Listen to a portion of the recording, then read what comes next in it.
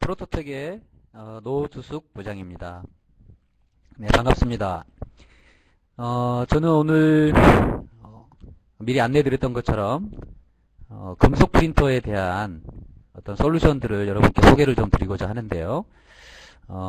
오늘의 주제는 데스크탑 메탈, 미국의 데스크탑 메탈이라는 회사에서 제작하고 있는 금속 3D 프린터를 이용해서 우리가 고효율 경량 부품을 어떻게 제작해서 사용할 수 있는지에 대한 부분들을 좀 공유를 드리고자 합니다. 네, 오늘 금속 프린팅에 대한 최신 기술 동향을 먼저 좀 말씀을 드리고요. 그 다음은 데스크탑 메탈 프린터를 이용해서 금속 프린터 프린팅을 할 때 거기에 사용되는 재료하고 어플리케이션들을 좀 소개를 드리고요. 그리고 그 프린터를 이용해서 결과적으로 이제 가장 중요한 오늘의 토픽이 되겠습니다. 예, 고효율 경량 부품을 제작하는 솔루션에 대해서 같이 고민을 해보는 시간을 갖겠습니다. 그리고 그러한 솔루션들을 이용해서 마지막에 산업 현장에서 어떤 활용 사례들이 있는지 공유를 좀 드리고자 합니다. 그리고 끝나면은 질의응답 시간을 갖도록 하겠습니다. 먼저 요즘에 그 전 세계적으로 많은 나라에서 지금 코로나 때문에 힘들어 하시고 고통을 받고 있습니다. 우리나라도 역시 마찬가지고요. 그래서 이제 이러한 환경에서 좀 눈길이 가는 소식이 좀 있어서 3D 프린터에 관련된 소식이 있어서 한 두 가지 좀 말씀을 드리고 그다음 본론으로 좀 갈까 합니다. 그래서 요즘에 지금 유럽 쪽이 굉장히 최근 들어서 많이 확산이 되고 있죠. 그 중에서는 이탈리아가 굉장히 뭐 좀 심각한 상황으로 치닫고 있다고 연일 뉴스에 나오는데, 그 이탈리아에서 그 환자 10명을 3D 프린터 덕에 이제 목숨을 구했다라는 기사가 있더라고요. 그래서 이제 내용을 제가 좀 봤더니, 병원에서 이제 주로 사용을 하는 인공호흡기 부분이 환자가 중증 환자한테는 인공호흡기를, 착용을 시켜야 되는데, 거기에서 이제 뭐, 그 부품들이 이제 고장이 나고 할 수가 있겠죠, 개중에는. 그래서 밸브가 이제 고장이 났는데, 이걸 부품 수급을 하려다 보니까는 상당한 시간이 걸려더라. 그래서 생명 위급한 환자를 어떻게 하면 빨리 대처를 할 건지. 그래서 이제 한 사람이 이제 아이디어를 내서 3D 프린터로 그 부품을 만들어가지고, 예, 이거를, 가장 빠른 시간에, 공급을 해서, 일단 위급한 환자들을 살렸다라고 하는 뭐 기사를 보게 돼서, 이쪽 분야에서 제가 이제 일을 하고 있지만, 3D 프린터가, 이런 부분에 지금 위기에서 돋보일 수 있는 기술이 아닌가 싶습니다. 그 다음에 관련해서 이제 뭐 또 다른 기사가 또 있는데요. 여기도 이제 뭐 중국 쪽인데요. 예, 중국 쪽에는 뭐 보안경이라든지, 예, 그 외에 의료 관련한 이런 부품들을 또 제작해가지고 대량으로 양산을 몇만 개까지도 이제 양산을 할 계획을 가지고 있다고 합니다. 예, 이러한 노력들을 가지고 이제 빨리 이 어려운 시기를 다 같이 이겨나갔으면 하는 마음에서 기사를 좀 뭐 공유를 드렸습니다. 말씀드린 것처럼 첫 번째로 이제 프린팅, 특히 이제 금속 프린팅에 대해서 최신 기술 어떤 종류들이 있는지, 그리고 현재 동향은 어떤지 간단하게 좀 말씀을 좀 드리겠습니다. 우리가 3D 프린팅 기술은 이미 뭐 30여 년이 많이들 아시다시피 벌써 뭐 30여 년이 훌쩍 지난 그런 기술이죠. 근데 그간에 이제 주로 비금속, 뭐 플라스틱이라든지 광경화 수지라든지 이런 소재들을 주로 이용해 가지고 3D 프린팅이 이루어졌는데, 주로 이제 시제품 제작이라든지 그 외에 뭐 일부 최종 파트 소량으로 제작해서 사용하는, 하지만 비금속이었던 뭐 그런 부분들이 많았고요. 하지만은 이제 금속 프린터가 벌써 이제 10여 년 전부터 서서 이제 보급이 시작이 되면서 국내에서도 금속 프린터에 대한 관심들이 많이 늘어나고 있는 상황입니다. 금속 프린터 이제 방식이 좀 여러 가지가 있는데요. 그 중에서 이제 굵직굵직하게 한 4가지 정도만 좀 간추려 봤습니다. 그래서 우리가 가장 많이 알려진 이 PBF라고 하는 분말을 깔고 레이저로 이게 용융하는 한 층 한 층씩 그 작업을 반복하는 방식이 가장 많이 쓰이고 있고요. 그리고 지금 DED 방식으로 얘기하기도 하고, 뭐 용어가 굉장히 사실은 좀 메이커마다도 자체 용어를 사용하기도 하고 그렇습니다. 근데 되게 많이 통용이 되는 용어는 DED가 제일 많이 사용이 지금 되고 있다고 보면 되고요. 그래서 이 직접 에너지 융착하는 방식이 있는데, 얘는 바닥에 파우더를 깔고 어떤 없었던 형상을 물론 제작할 수도 있지만은, 파우더를 깔고 작업을 하는 게 아니고 노즐에서 파우더를 분사하면서 레이저로 그 포인트 국부적인 부분들 에너지를 가해서 용용하는 그런 방식이 되겠습니다. 그래서 이제 속도가 굉장히 이제 좀 빠른, 상대적으로 빠른 특징이 있고, 위에 처음에 말씀드렸던 PBF 방식보다는, 하지만은 치수의 어떤 뭐 조밀함이라든가 디테일 부분을 표현하다든가 이런 부분은 약간 좀 거친 그런 특성이 있겠습니다. 그리고 이제 최근에 또 바인더젯 방식이라고 관심이 좀 많이 늘어나고 있고요. 이제 이 방식은 어떤 고속 생산을 좀 염두에 두고 지금 점차 기술들이 확산이 돼가고 있는 방식이 되겠습니다. 그래서 여기는 분말을 일단은 분말을 분사를 하면서 바닥에 깔려 있는 분말의 또 접착제 형태, 저희가 바인더라고 얘기를 하는데, 액체 바인더를 뿌리면서 그 부분을 또 약간 응고 작업을, 경화 작업을 거치고, 그 다음에 마지막에는 이제 소결로에서 그거를 이제 고온에서 신터링하는 그런 과정으로 면 단위로 이렇게 제작을 하는 그런 방식이 되겠습니다. 그러다 보니까 속도가 굉장히 좀 빠를 수 있는 방식이고요. 물론 이제 극복해야 되는 기술의 좀 한계성도 아직은 있습니다. 점차 이제 기술이 이제 발전해가면서 안정화 단계로 머지않아 접어들 거라고 보고 있고요. 그다음 마지막으로 재료를 압출하는 머티리얼 익스트루전 방식. 우리가 그 비금속 프린터 중에 그 FDM 방식이라고 많이 알려진 그 방식하고 유사하다고 보시면 될 것 같습니다. 그래서 금속 분말을 도포를 하고 레이저로 응용하는 이런 일반적인 방식이 아니라 뭐 봉제 형태 또는 와이어 형태의 금속 재료를 노즐을 통해 가지고 이렇게 압출을 하면서 익스트루전 하면서 성형을 하고, 그 뒤에 공정은 또 별도로 뭐 소결로에 집어넣어서 신터링을 거친다든지 하는 방식으로 메탈 파트를 만들어내는 방식이 되겠습니다. 각각의 이제 장단점이 다 있습니다. 예. 그래서 오늘 설명드릴 이제 기술은 그 중에서 이 머티리얼 익스트루전 방식에 해당한다고 보시면 될 것 같습니다. 자, 그래서 처음에 제가 말씀드렸던 그 가장 금속 프린터 현재까지 가장 널리 쓰이는 방식이 이 PBF, 파우더 베드 퓨전, 파우더를 바닥에 깔고 레이저를 응용하는 방식이라고 말씀을 드렸는데요. 주로 이제 사용하는 재료들은 기본적으로는 이제 용접이 가능하면 어떤 분말이든지 사용할 수 있는 게 이 레이저 방식의 금속 프린터라고 할 수 있습니다.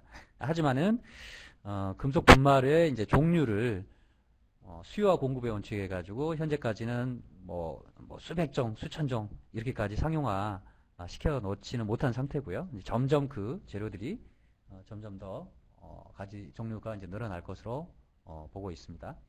그래서 현재까지 주요 재료는 일반적으로 많이 쓰는 게 스테인리스 스틸. 그래서 금속 프린터에 주로 많이 쓰는 스테인리스 스틸도 종류가 굉장히 많죠. 뭐 20계열, 30계열, 뭐 60계열, 70계열 이렇게 많지만은 그 중에서 이제 제일 많이 쓰는 게 이제 스테인리스 316, 서스 316 또는 이제 서스 630, 뭐 17-4pH라고도 불리죠. 예, 서스 630 재료 이 두 가지가 제일 많이 쓰이고 있고요. 뭐 304 재료도 사용이 되기도 하고 그렇습니다. 그리고 그 외에 이제 알루미늄 합금, 그리고 타이타늄 합금 또는 순수 티타늄.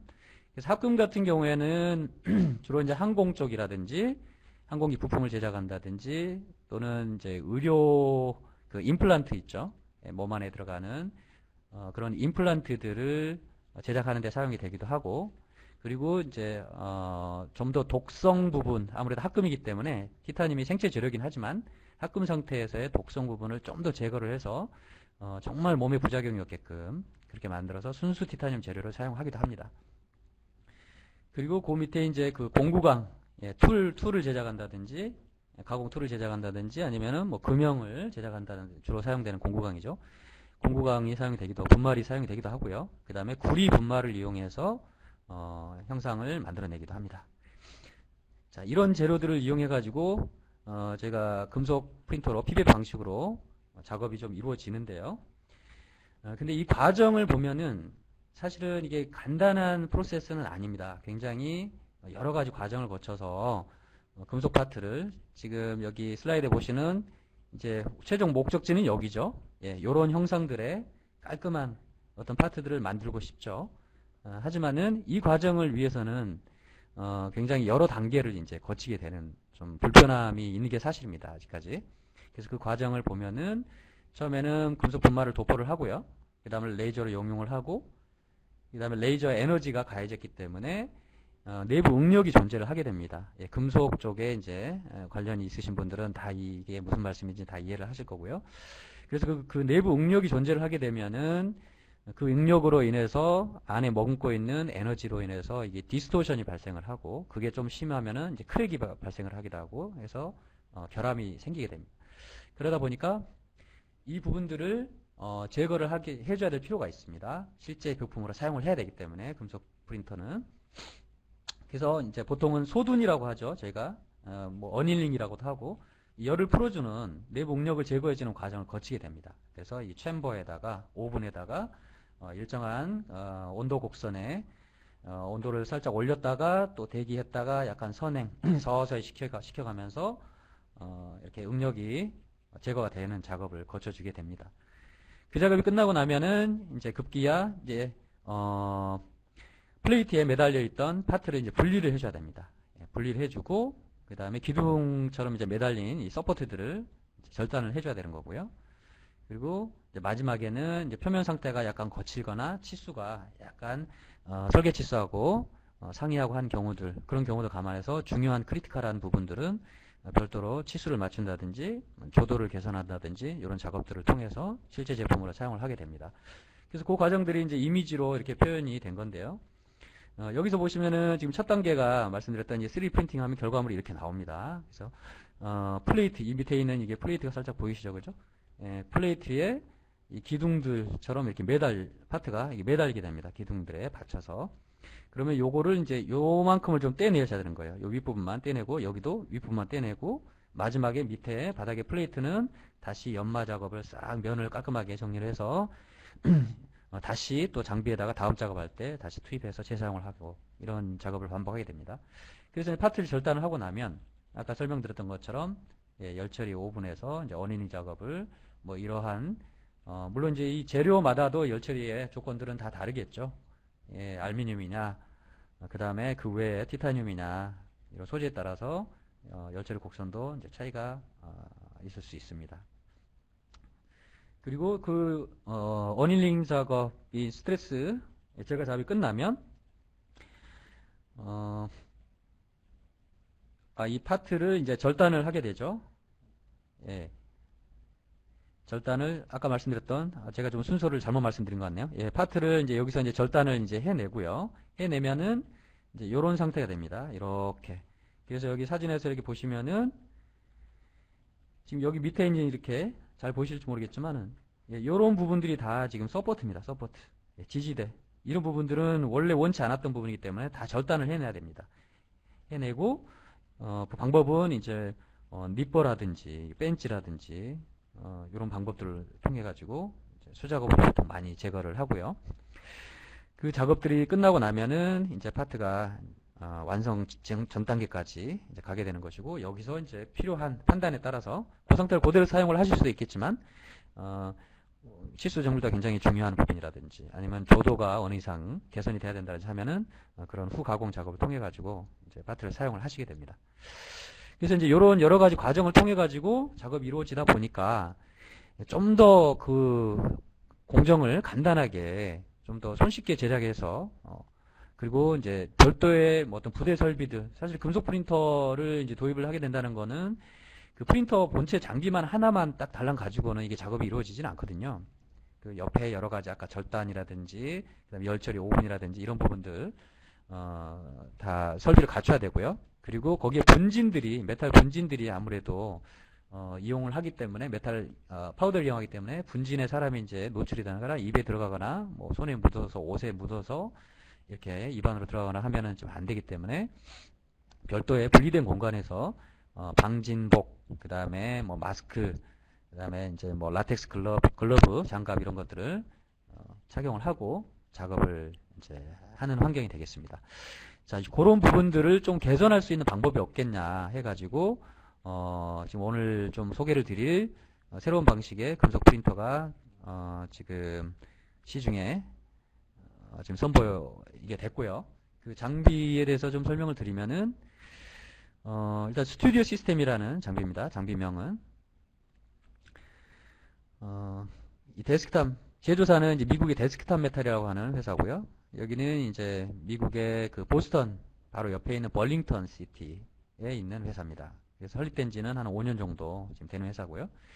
여기 이제 주요 설립자를 포함해서 연구진들이 이제 MIT 출신의 뭐 교수진, 그 다음에 연구진들이 주축이 돼가지고 만들어진 회사라고 하겠습니다.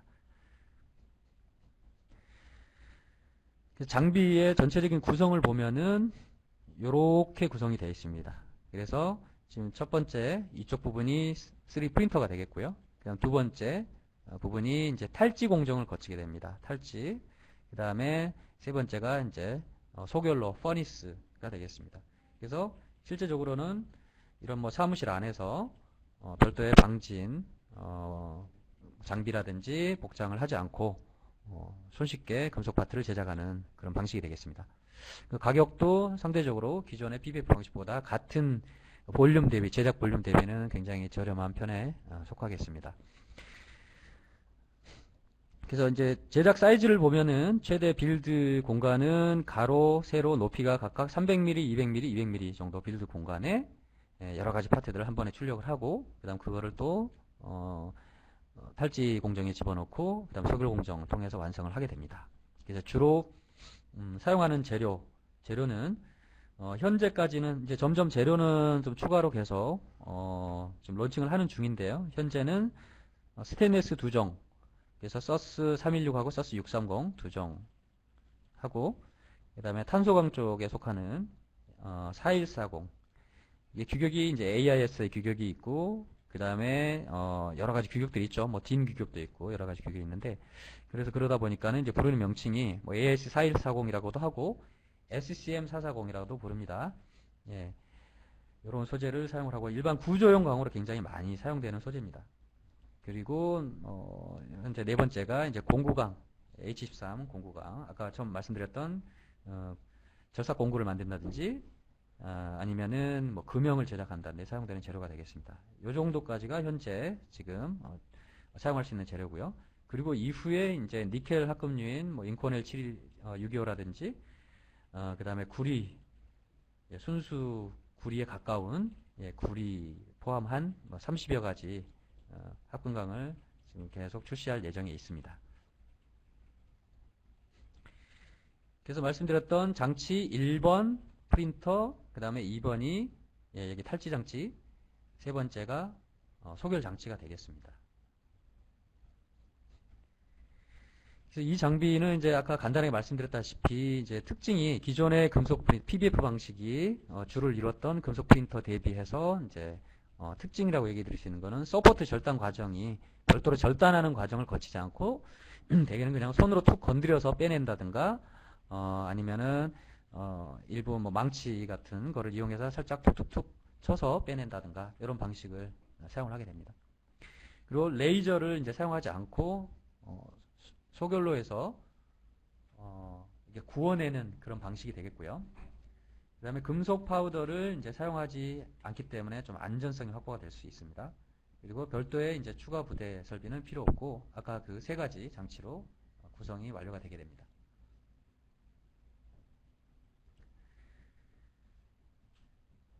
예, 이 방식은 BMD 방식이라고 이렇게 되어 있는데요. 바운드 메탈 디포지션. 예, 이 바운드, 그러니까 바인더를 사용을 합니다. 결국에는 바인더를 사용을 하고 메탈 분말을 접착제 형태, 왁스 바인더를 주로 많이 사용을 하는데요. 이 왁스 바인더하고 메탈 분말을 섞어서 뒤에 이제 또 보여드리겠지만은 봉제 형태로 이렇게 만들어 놨습니다. 그거를 왁스를 녹여가면서 프린터에서 압출로 디포지션을 해서 이렇게 성형을 하는 그런 방식이 되겠습니다. 이 방식은 여러분들이 이제 아시는 분도 있으실 것 같고 그렇지 않은 처음 접하시는 분도 있으실 것 같은데 이 MIM 공법이라고 하는 기존의 생산 방식을 이제 이용을 한 겁니다. 그래서 메탈 인젝션 몰딩이라고 얘기하죠. 제가 이제 플라스틱 사출은 많이 워낙에 많이 활용이 되고 있기 때문에 예, 보통 PIM이라고 얘기하죠. 플라스틱 인젝션 몰딩. 예, PIM 공법으로 많은 그 전자제품의 뭐 커버라든지 이런 게 제작을 하지만 실생활에서 저희가 뭐 휴대폰이라든지 그다음에 창호에 들어가는 어떤 부품들이라든지 그다음에 어떤 그 외에 뭐 연결하는 조인트 부분이라든지 이런 부분들을 MIM 공법으로 금속 사출 성형으로 해가지고 많이 현재 생산을 하고 있습니다. 생산을 하고 있는데 그 과정을 이제 3D 프린터로 옮겨놨다고 보시면 될 것 같아요. 이 장비가. 그래서 기존의 MIM 공법을 간단하게 좀 설명을 드리면은 MIM 공법은 이제 메탈 분말하고 그다음에 폴리머 바인더, 왁스 바인더 이런 것들을 섞어가지고 금형을 만들죠. 예, 사출 성형도 마찬가지로 금형이 필요하듯이 그 몰드를 떠서 몰드에다가 그 파우더 복합재를 이제 압을 가해서 이제 집어넣게 됩니다. 인젝션을 하고요. 그래서 성형을 마치면 그 사이에 들어가 있던 이제 바인더들은 다 빼내야 됩니다. 결국 불필요했던 부분이기 때문에. 그래서 탈지를 보통 거치게 되고요. 이제 이 탈지도 옛날에는 화학 탈지를 주로 많이 하고 그 다음에 또 신터링 과정에서 열 탈지를 또 추가를 하고 했었는데 이제 언제부턴가는 이 MIM 공법도 이 화학 탈지 과정을 생략을 하고 열 탈지로만 단순화해서 실제 산업 현장에서 이용이 되기도 합니다. 그래서 실질적으로 지금 MIM 공법으로 이렇게 이루어지는 과정을 제가 설명을 드렸고요. 그래서 이런 MIM 공법을 해가지고 제작된 제품들 보면은 주로 이제 이렇게 파트들이 그렇게 크지는 않고 아주 큰 대형물을 제작하는 데는 뭐 주로 쓰이지는 않습니다. 그리고 대개 보면은 뭐 테니스볼 사이즈라고 저희가 많이 얘기를 하는데 그 정도 이내에 들어가는 그런 파트들을 주로 이 MIM 공법으로 많이 생산을 하고 있습니다. 그래서 옛날에 휴대폰도 보면은 여러분들 지금 그 뭐 USB 커넥터 뭐 잭이라든지 케이블 잭이라든지 이런 부분들도 MIM 공법으로 지금도 생산을 하고 있고요. 옛날에 그 로터리 힌지라고 그래가지고 폴더 타입 거기에는 이제 힌지 이런 부분이 들어가야 되기 때문에 그런 파트들도 MIM으로 많이 생산을 했었습니다.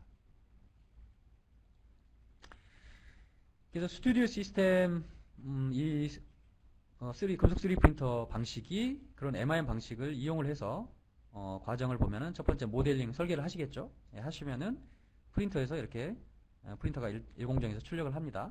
하고 그 다음에 MIM 기존의 MIM 공법 비슷하게 거기 안에 내부에 들어가 있던 섞여 있던 왁스하고 이제 왁스 부분, 왁스 바인더 부분들은 녹여내서 빼줘야 되기 때문에 탈지를 하게 됩니다.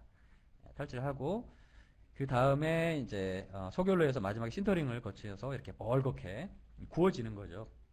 그 과정에서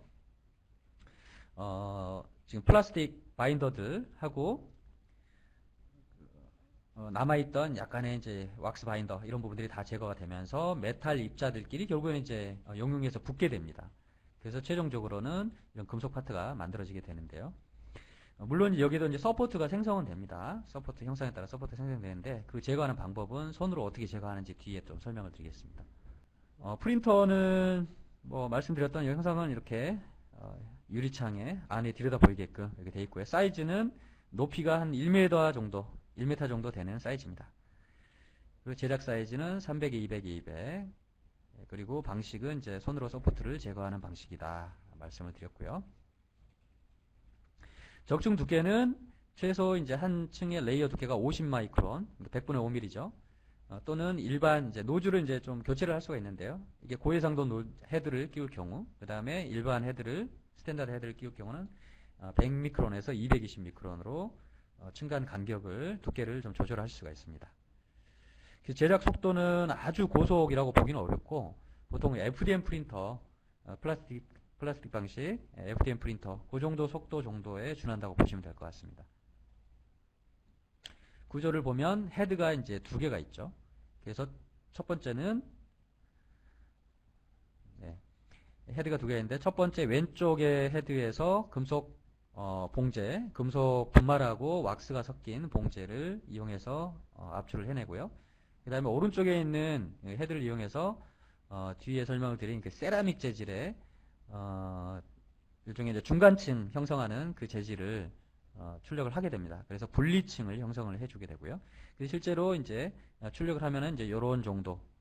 여기 보시면 사진이 보이실지 모르겠는데 중간중간에 약간 희끗희끗한 부분들이 이제 세라믹에 해당하겠습니다. 그래서 재료는 여기 카트리지 형태로 이렇게 프린터 상단에다가 이게 장착을 하는 형태가 되겠습니다. 그래서 파우더를 전혀 이용하지 않고 이제 내부에 밀폐가 되어 있는 카트리지를 열어보면 이렇게 볼펜 사이즈 정도 되는 그런 봉제가 200개씩 이게 담겨 있습니다. 재료별로. 그래서 스테인리스 재료, 그 다음에 H13 공구강 재료, 이런 재료마다 이렇게 이 재료 같은 경우는 지금 316L 재료였네요. 좀 전에. 예. 이 장비 이제 사이즈 부분은 아까 설명을 드렸기 때문에 통과하겠습니다. 그래서 재료는 지금 규격은 이 봉제 형태로 되어 있는데 이제 파이 지름 6mm에 이제 길이가 150mm 봉제로 되어 있고요. 그 다음에 세라믹 같은 경우에는 이제 금속 봉제는 이제 200개가 카트리지 안에 들어가 있는데 세라믹 봉제는 아주 미량만 사이사이 중간층만 사용을 하면 되기 때문에 카트리지 하나당 이제 18개씩 같은 규격입니다. 사이즈는 동일한데 소량으로 이렇게 패킹이 되어 있습니다. 그래서 재료를 교체할 때는 저 카트리지만 바꿔서 끼우시면은 이제 되는 거고요. 기존의 이제 PBF 방식 장비 같은 경우에는 그 재료를 한번 교체한다라는 게 사실은 굉장히 쉬운 문제가 아니죠. 굉장히 예를 들면은 스테인리스 스틸을 사용을 하다가 우리 이번에 이제 알루미늄 재료를 한번 써야 되겠다 하고는 그 재료를 바꾸는 작업이 굉장히 어렵습니다. 이제 그런 부분들이 이제 이런 방식에서는 지금 설명드리는 이 방식에서는 좀 간편하게 이루어질 수 있다라고 보시면 될 것 같고요. 그 다음에 이제 두 번째 장치가 이제 탈지 장치인데 탈지 장치는 프린팅 작업이 끝나면 보통 이제 여러 개를 한꺼번에 모아서 이 탈지로 안에다가 뚜껑을 열고 집어넣습니다. 예, 담궈 놓습니다. 담궈 놓으면은 이 액체가 차 있는데 이 디바인더 액체 안에서 일정 시간이 지나면은 그 왁스가 이제 녹아서 빠지게 됩니다. 그래서 작업이 끝나면은 물론 여기 안에는 이제 그 커버가 밀폐가 되어 있고요.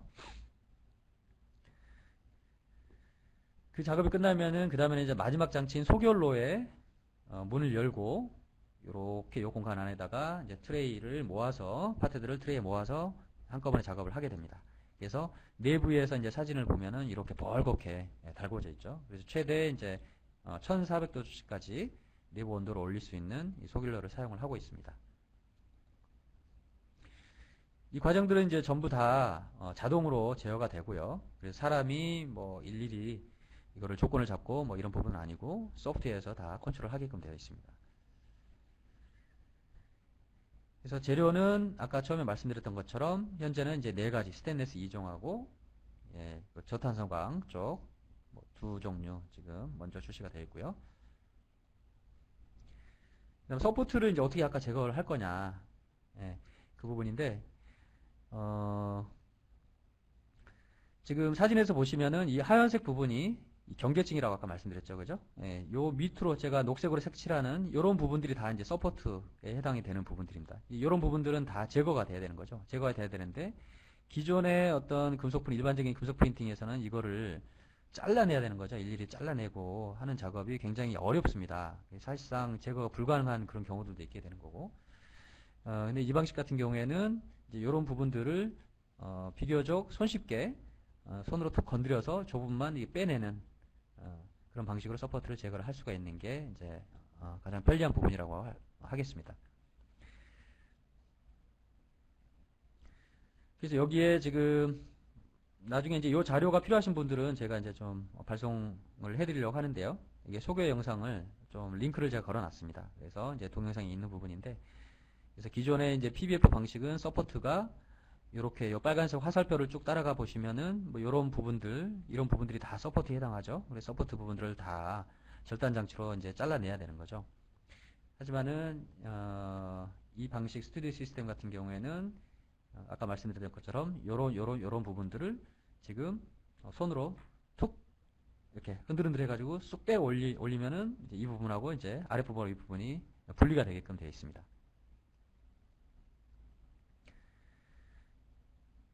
예, 그리고 이제 사용할 수 있는 CAD 파일들, 예, 오리지널 CAD 파일들, 그다음 스텝 파일들, 뭐 STL 파일들, 뭐 당연히 다 그대로 불러와서 작업이 다 가능하고요.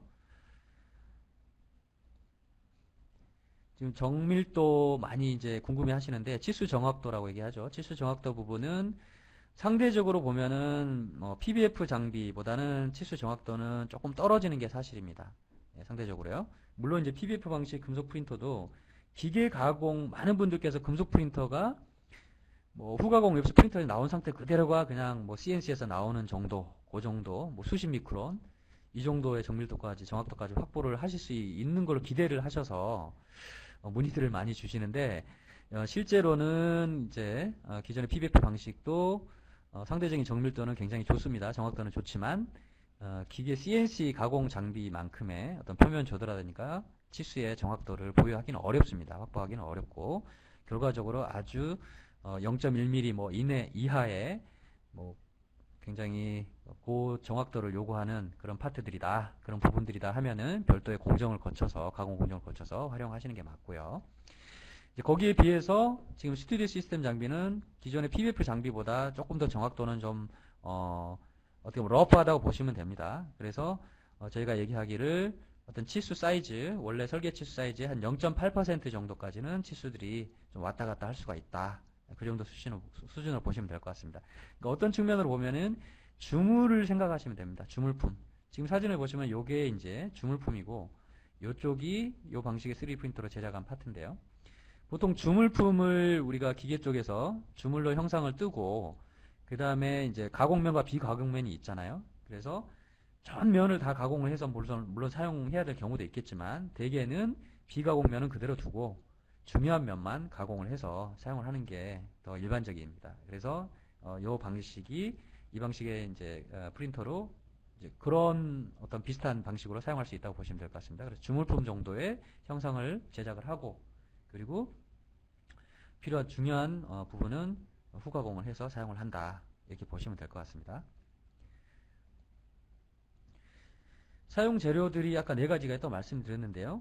예, 주로 이제 재료 특징들이 예, 뭐 스테인리스 스틸 같은 경우도 17-4라는 재료하고 서스 316 뒷페이지에 얘기들이 서스 316 두 가지 종류가 있는데 17-4가 이제 상대적으로 내식성 측면에서는 완벽한 스테인리스라고 보기는 조금 어렵습니다. 그래서 이제 17-4는 어떤 그 바닷물, 염수 이런 부분에 담궈 놓거나 그런 환경에서 사용할 경우는 이제 부식이 발생을 해요. 시간이 지나면. 하지만은 일반적인 담수 환경, 민물 환경 이런 데에서는 내식성이 확보가 되는 그런 소재라서 우리 주변에도 굉장히 저희가 많이 쓰이죠. 그래서 싱크대, 우리 가정에서 사용하는 싱크대 소재도 서스 630을 많이 씁니다. 그 다음 밸브류라든지 펌프, 그리고 골프 아이언 바디, 그 머리 부분 있잖아요. 뭐 그런 부분들. 그 다음에 항공 부품을 제작하고 하는 부분들에 많이 사용이 되고 있습니다. 참고로 이제 17-4 pH 요 재료는 지금 우리가 금속의 그 여러 가지 계열이 있는데 그 중에서도 뭐 마르턴사이트계냐 오스테나이트계냐 여러 가지 계열들을 분리를 합니다. 그래서 이제 이 17-4 같은 경우는 지금 마르턴사이트계를 이제 석출 경화한 그런 재질이라고 보시면 되겠습니다. 그래서 조금 탄소 함유량이 상대적으로 뒤에 나올 서스 316보다 좀 더 높죠. 높아가지고 탄소가 함유량이 높으면은 금속이 이제 또 단단해지죠. 이게 경도가 늘어나고 하지만은 이제 너무 높으면 또 깨질 수도 있고 장단점이 그렇게 있게 됩니다. 두 번째 재료가 스테인리스 스틸 서스 316 재료인데요. 예, 말씀드렸던 것처럼 굉장히 내식성이 좋습니다. 그래서 주로 이제 해수 환경, 뭐 해양 부품 이런 제작을 하는데 사용이 이제 많이 되는 소재가 되겠습니다. 그래서 이 소재는 강도 측면에서는 앞에 말씀드렸던 17-4보다는 조금 더 무른 재료긴 하지만 예, 강도가 조금 무르면서 이제 대신에 좀 질기죠. 예, 질기고 한 측면이 있고 뭐 강도는 이제 절반 수준 정도 17-4 pH의 절반 수준 정도로 보시면 될 것 같습니다. 대개 보면은 이 서스 316 재료가 뭐 한 300메가파스칼 뭐 그 정도의 항복 강도 기준으로 보면은 그 정도. 그 다음에 인장 강도 기준으로 보면은 뭐 500에서 600메가파스칼 정도의 특성을 보이고 있습니다. 그래서 주요 용도는 주로 이제 내식성이 요구되는 부분에 주로 많이 사용이 되고 있고요. 그래서 이제 해양 분야 기계 부품이라든지 그다음 화학약품 쪽에 노출이 되는 제약 분야라든지 이런 쪽에 서스 316 재료를 많이 사용하고 있습니다. 이 사진에 보이시는 지금 이 부분이 이제 노즐인데요. 이게 실제 사용예인데요. 예, 연료 노즐입니다. 연료를 이렇게 이쪽에 틈이 보이는데 이 내부에 다 이제 유로가 파여 있죠. 그래서 이쪽으로 연료를 이제 뿜어주는 그런 역할을 하는 이제 연료 노즐이 되겠습니다. 그래서 이게 이제 해양 유조선의 어떤 연료 노즐을 이 3D 프린터를 이용해 가지고 316 재료를 이렇게 만들었던 그런 어떤 제품의 사진이 되겠습니다. 그 다음에 세 번째 재료가 이제 그 저탄소 구조형 광이죠. 우리가 일반 기계품에 가장 많이 쓰는 구조형 광들 중에 하나입니다. 그래서 이제 저희가 AISI 4140 또는 이제 SCM 440이라고도 표현도 하는데,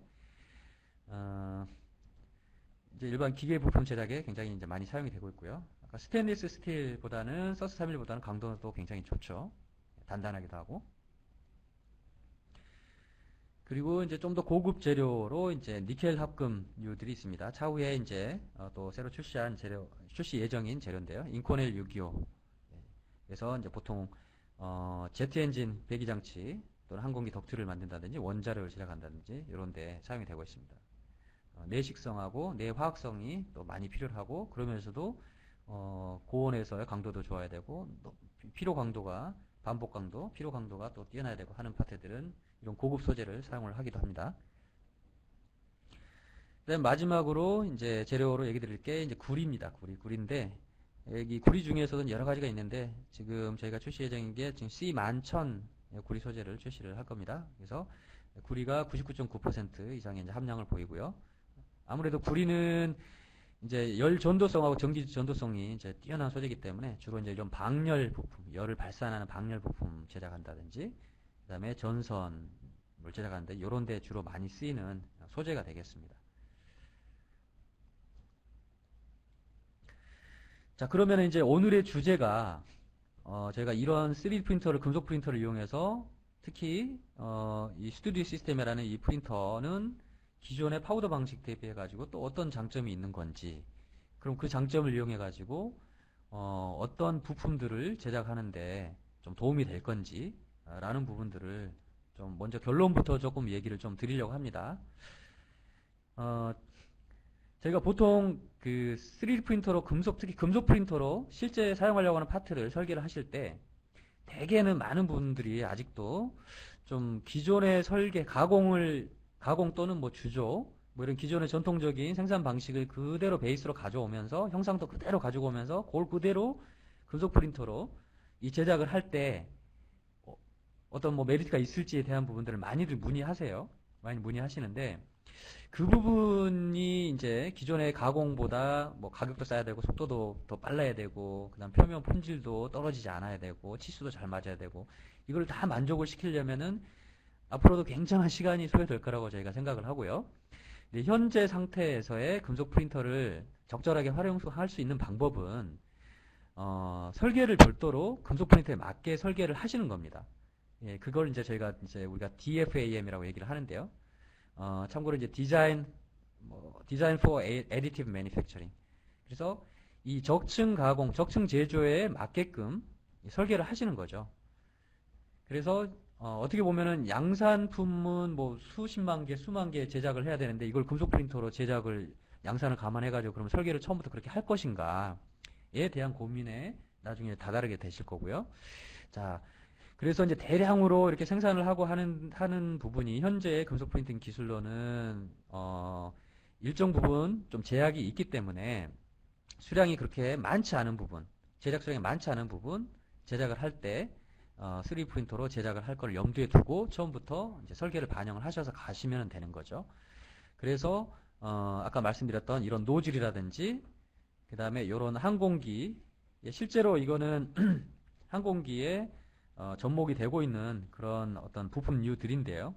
3D 프린터로 이 뒷부분에 있던 기존의 형상을 이게 앞쪽에 있는 것처럼 형상을 좀 바꿨습니다. 이렇게. 예. 딱 보시기에 이제 살빼기가 많이 설계가 들어가 있죠. 그죠? 예.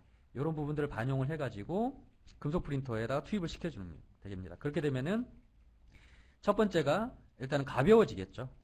예, 기존의 방식으로는 이런 형상을 제작을 하고 싶어도 살을 다 파내야 되고 깎아내고 하는 것 자체가 굉장히 큰 로스고 시간이 걸리기 때문에 쉽지 않은 부분입니다. 설계를 저렇게 하고 싶어도 예, 가공을 염두에 두고 설계를 해야 되기 때문에 쉽지 않았던 부분들, 그런 부분들을 이제 금속 프린터로는 이제 구현이 가능하다. 그래서 결국에는 이제 경량화 시킬 수가 있다라는 내용이 됐고요. 앞에 설명드렸던 이 부분은 이제 경량화 측면보다는 고효율성 측면에 해당한다고 보겠습니다. 저런 노즐들, 어떤 노즐 그 연료 분사 효율이라든지, 그 다음에 연료를 가장 최소화해서 가장 아껴서 유조선의 운행을 도와주는, 그래서 전체적으로 이제 항해 비용을 이제 줄여주는 그런 효과를 발생을 시킬 수가 있는 거죠.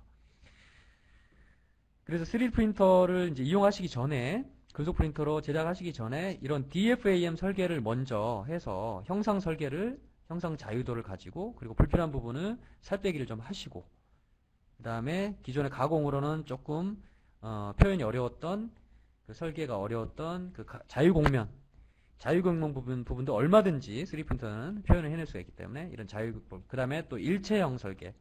예, 기존에는 파트 하나가 형상이 복잡할 경우는 다 쪼개가지고 이제 조립해서 사용을 해야 되죠. 그런 부분들을 그러다 보면 이제 효율성도 떨어질 것이고, 그 조립체 사이사이에 이제 조립하는데 공정이 또 들어가야 되는 부분이 있고, 그런 부분들이 비효율적이었다라고 하는 파트들, 그런 제품들에 대해서는 일체형 설계를 이제 들어가는 거죠. 일체형 설계를 한 방에 제작을 해서 금속 프린터로 이렇게 제작을 하실 수가 있게 되겠습니다. 그렇게 해서 일단은 경량 설계를 그 다음에 이제 효율성 있는 고효율 설계를 이제 할 수가 있을 거고요. 두 번째, 여기에 추가로 또 이제 경량화를 또 애드업 할 수 있는 게 이 프린터 자체에서의 기능입니다. 이 프린터가 이 인필 기능이라는 게 있어요. 그래서 인필 기능이 뭐냐면은 사진에 보시면은 요런 겁니다. 이런 거. FDM 프린터 아마 경험을 해보신 분들은 딱 이거 사진만 보셔도 무슨 얘기인지 아마 이해를 하실 거예요. 그래서 내부에 이렇게 비움 기능을 표현할 수가 있죠. 기존의 플라스틱 프린터도. 그 부분을 이 금속 프린터 중에서도 지금 머티리얼 익스트루전 방식인 이 스튜디오 시스템은 이런 부분들을 이제 소프트웨어에서 표현을 할 수가 있습니다. 그래서 모델링은 다 채워져 있는 상태로 모델링을 하시는 거지만, 모델링 상태에서 저 부분 내부를 표현하실 필요는 없는 거고요. 다 채워져 있는 상태로 프린터로 전송을 시키면 얘가 인피니티 기능, 내부 비움 기능을 이용해서 제작을 제가 이렇게 하게 됩니다. 이게 절단면을 일부러 보여드린 거고요. 옆에 이미지상에서 보시면은 실제 형상은 이런 형상이었습니다. 이런 형상이었는데 이제 내부를 이렇게 구조를 보면은 이렇게 노란색 부분에 해당하는 게 이제 내부 비움 부분입니다. 그래서 가볍게 만들 수가 있겠죠. 가볍고 더 빠르고, 아무래도 안을 전부 다 채워서 제작을 하게 되면은 시간이 많이 걸릴 거란 말이죠. 그래서 좀 더 3D 프린팅 하는데 시간을 더 제작 시간을 줄여줄 수 있는 것이고, 그 다음에 가볍게 만들 뿐만 아니라 또 재료, 여기에 투입돼야 되는 재료도 최소한의 재료만 사용을 할 수가 있겠죠. 그런 여러 가지 복합적인 효과를 거둘 수가 있게 되겠습니다. 자, 그래서 이 고효율 경량 부품을 금속 프린터를 이용해서 제작을 하실 경우에는 첫 번째는 설계를 3D 프린팅에 맞게 특화해서 설계를 하시는 게 좋습니다. 물론 기존 설계를 그대로 반영을 하셔도 제작이 안 되는 건 아닙니다. 효과 측면에서 좀 더 비용을 아끼고 빨리, 조금 더 저렴하게 좀 더 빨리 만들 수 있는 방법, 그 다음에 시스템의 어떤 효율성을 부여할 수 있는 방법, 이런 부분을 이제 금속 프린터를 이용하면은 반영이 가능하겠다라는 말씀을 드린 거고, 그 다음에 거기에 덧대서 좀 더 가볍게 이 인필 기능을 소프트웨어에 여기서 자동으로 인필 기능을 버튼 하나만 눌러주면은 이 내부를 비워서 제작을 하기 때문에 효과적이다 라는 부분을 말씀드릴 수가 있겠습니다. 그래서 이런 기능들, 금속 프린터의 이런 특징을 이용해서 주로 어떤 부분에 주로 활용이 될 거냐라고 하는 부분하고 실제 활용 사례들을 좀 마지막으로 설명을 드리고 그 다음에 마지막에 질문을 받을 수 있도록 하겠습니다. 이런 금속 프린터가 주로 활용이 되는 거는 첫 번째 기능성 시제품 제작입니다. 기능성 시제품 제작이라고 하는 거는 기존의 시제품은 3D 프린터로 많이 제작들 하고 계세요. 비금속 프린터, 플라스틱으로 또는 광경화 수지를 이용해서. 그래서 모양만 만들고 뭐 고온이라든지 실제 작업 환경, 사용 환경에서의 어떤 그 하중이라든지 이런 부분까지는 아니어도 좋다. 조립성 체크를 한다든지 어떤 형상을 본다든지 이런 부분 디자인 체크를 하는 그런 시제품을 제작하는 데는 비금속 프린터로 충분했습니다. 하지만 실제 기능을 해야 되는 반드시 금속으로 제작을 해야 되는 파트들도 분명히 있겠죠. 시제작이. 예, 그럴 때 이 기능성 시제품을 3D 프린터로 제작을 해서 기존의 가공이나 다른 방법으로 제작하던 어떤 불합리한 부분들, 어려운 부분이 있었다면은 이런 장비들을 이용해 가지고 제작을 해서 테스트를 하시고 그 다음에 또 개선해야 될 점이 있으면 또 설계 변경해서 또 다시 제작해서 시제품을 다시 제작해서 또 다시 재테스트 하시고 이렇게 해서 설계 과정을 효율적으로 운영할 수가 있게 됩니다. 그 다음에 두 번째 이용하는 게 이제 지그 픽처 쪽에 많이 또 이용이 되기도 하죠. 그래서 생산 가공 라인이라든지 조립 라인이라든지 어떤 시험 환경이라든지 이런 부분에서 뭔가 어떤 물체를 잡아줘야 되는 부분들, 예, 감싸줘야 되는 부분들, 이런 부분들 픽처를 이제 다 깎아가지고 하는 경우는 제품 형상이 복잡하면 복잡할수록 그거를 잡아주는 지그도 형상이 굉장히 복잡해지게 되죠. 예, 설계를 하더라도 제작이 힘들어지게 되고 그런 부분들이기 때문에 그런 부분들을 이 프린터를 이용해서 제작하면은 이제 손쉽게 접근할 수가 있을 것 같습니다. 그리고 세 번째가 이제 좀 재밌는 것들이죠. 이게 사출금형에 들어가는 그 인서트들, 대형 인서트는 아닙니다. 아주 크지는 않지만은 사이즈가 그렇게 크지 않은 인서트들을 제작을 해서 실제 사출기에다가 투입을 하는 겁니다. 근데 여기에는 이제 내부에 이 냉각 채널들이 표현이 될 수가 있는 거죠. 보통 이제 사출 쪽에 이제 금형이 보면 냉각 채널, 물이 지나가야 되잖아요. 이렇게 사출물들 빨리 사출 작업이 끝나고 나면 빨리 냉각을 시켜줘야 되기 때문에. 그래서 가장 빠르게 냉각을 시켜주고 싶지만, 어떤 파트 주변으로 냉각 채널을 표현을 하고, 구불구불 이렇게 표현을 하고 싶어도 기존의 드릴 가공으로는 직선으로밖에 구멍을 뚫을 수가 없습니다. 냉각수 채널을. 하기 때문에 요렇게 그다음에 이렇게 구멍을 보통 뚫겠죠. 냉각 채널을. 그래서 마개로 플러그로 막고 들어가는 쪽 나오는 쪽만 이렇게 두고 이렇게 냉각수를 흘릴 텐데 그러다 보면은 어떤 파트 주변에 열 분포가 냉각이 균일하게 이루어지지 않기 때문에 그리고 빨리 이루어지지 않기 때문에 사출의 효율성이 좀 떨어질 수밖에 없습니다. 그래서 사출을 한번 하는데 시간도 아무래도 냉각하는데 시간도 더 걸릴 거고 그다음 균일하게 냉각이 이루어지지 않기 때문에 사출물이 좀 변형이 발생할 수가 있는 거죠.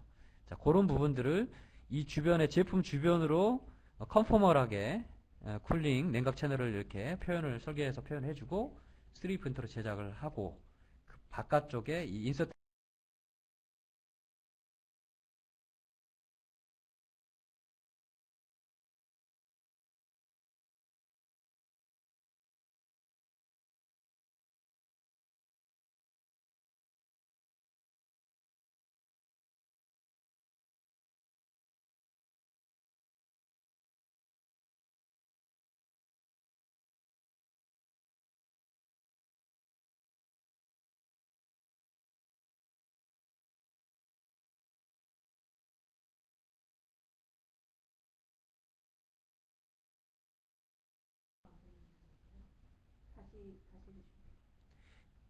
네, 죄송합니다. 좀 전에 잠깐 마이크 상태가 잠깐 안 좋았다고 그래서 다시 한번 설명을 드리겠습니다.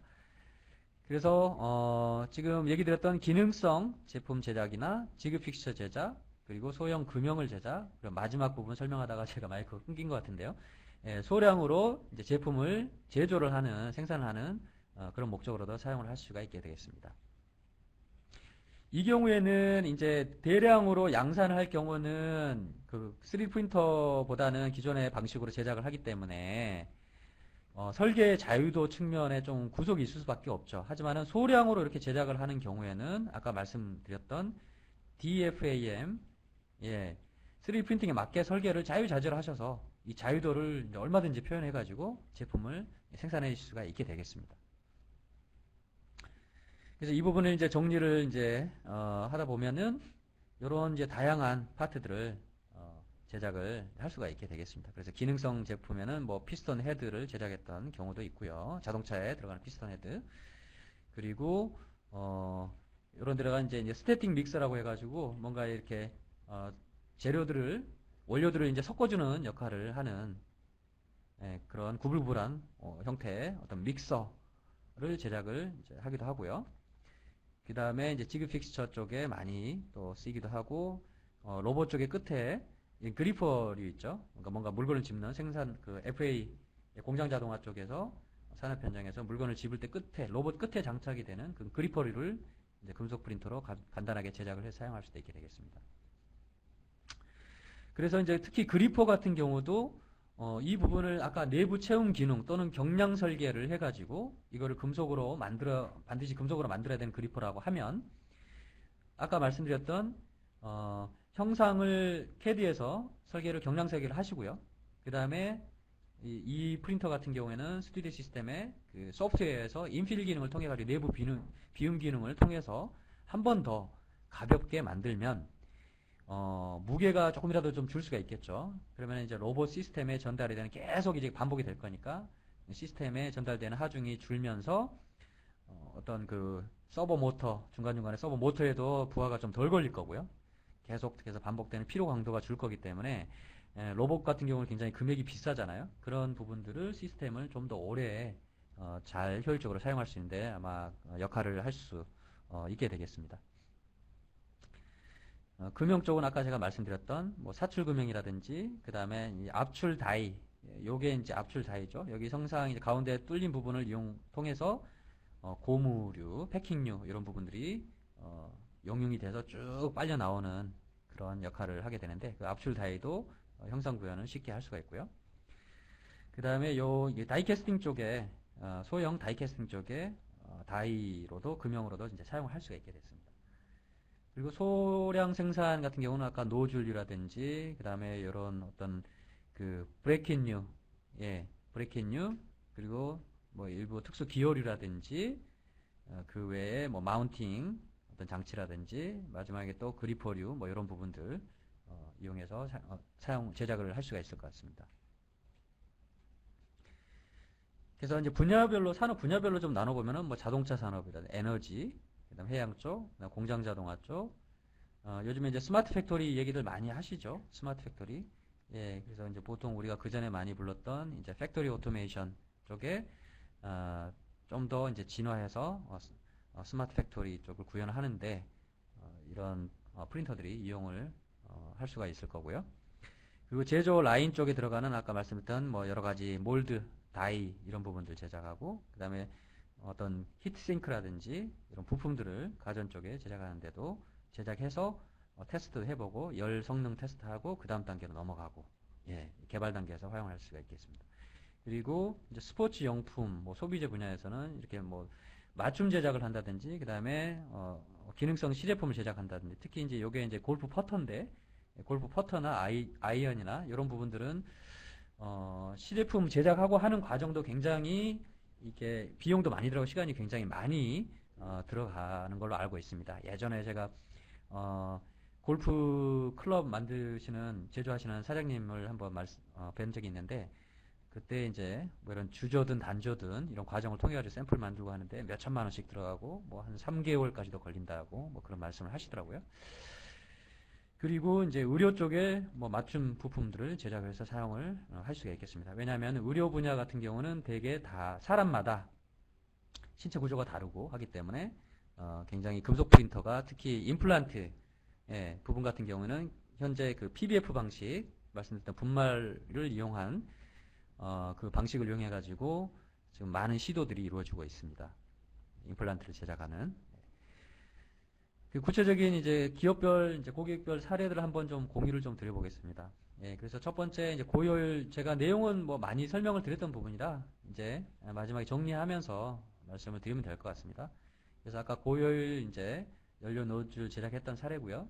이게 이제 회사명은 뭐 잔징크, 해머월티라고 좀 이름이 긴데, 이 회사에서 유조선 증기 추진 보일러에 이제 분사 노즐을 이렇게 특수하게 설계를 해서 제작을 했더니 유조선 운항에 이제 연료 비용이 대폭 절감이 되더라. 효율이 올라가면서 이런 효과를 거둘 수 있었다라는 사례가 있습니다. 그래서 여기에도 역시 이제 사용됐던 재료는 아무래도 해양 분야이기 때문에 서스 316L을 사용을 이제 하게 된 겁니다. 그 다음에 이제 금형 쪽 제가 말씀드렸던 사항 부분이고요.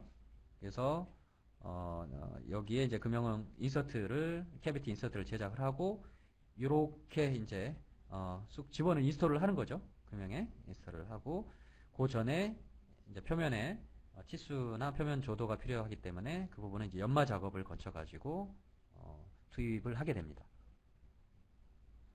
그래서 이제 이 회사 같은 경우는 이렇게 빨리빨리 이제 제작을 손쉽게 할 수 있다 보니까 그전에는 제작이 불가했던 이제 냉각 채널을 이제 표현할 수가 있었다. 그 다음에 두 번째는 경쟁상보다도 이제 좀 더 효율성을 높일 수가 있었다. 그리고 좀 더 빨리 또 저렴하게 만들 수가 있었다라는 거고요. 그 다음에 이제 그 작업 시간도 10분의 1로 이제 줄었다고 합니다. 물론 이건 나라마다 좀 차이가 있고 우리나라는 이제 뭐든지 빠르기 때문에 외국에 실제로 가공에 소요되는 시간보다는 한국이 이제 일반적으로 많이 빠르죠. 하지만은 이제 해외 같은 경우에는 그만큼 기존의 가공이 이제 시간이 많이 걸리고 비용도 높고 하기 때문에 10분의 1 정도까지도 이렇게 절감을 했다고 합니다. 3D 프린터로.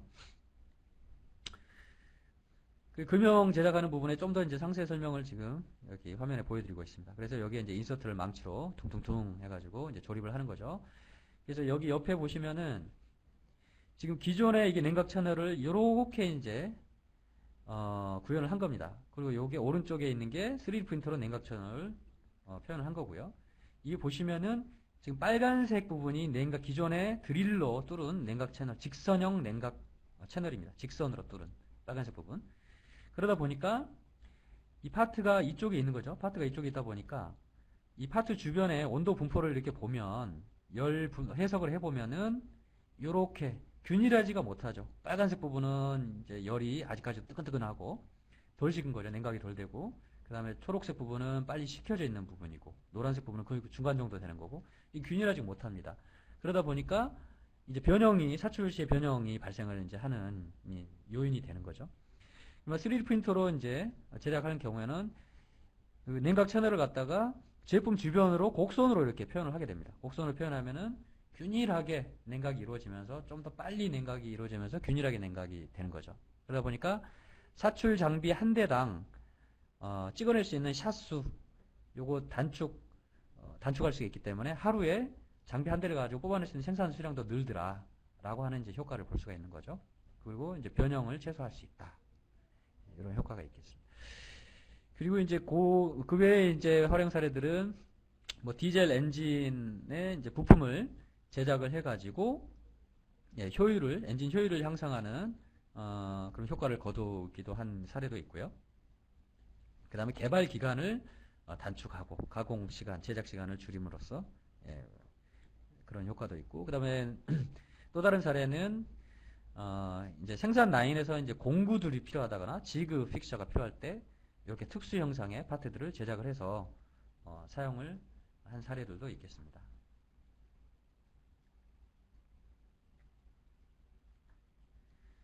그리고 자동차 분야의 이제 활용 사례가 이제 뭐 서서히 이제 느는 추세인데요. 금속 프린터들이. 여기 스튜디오 시스템도 지금 미국의 이제 포드 자동차에서 일부 이제 활용한 사례가 있습니다.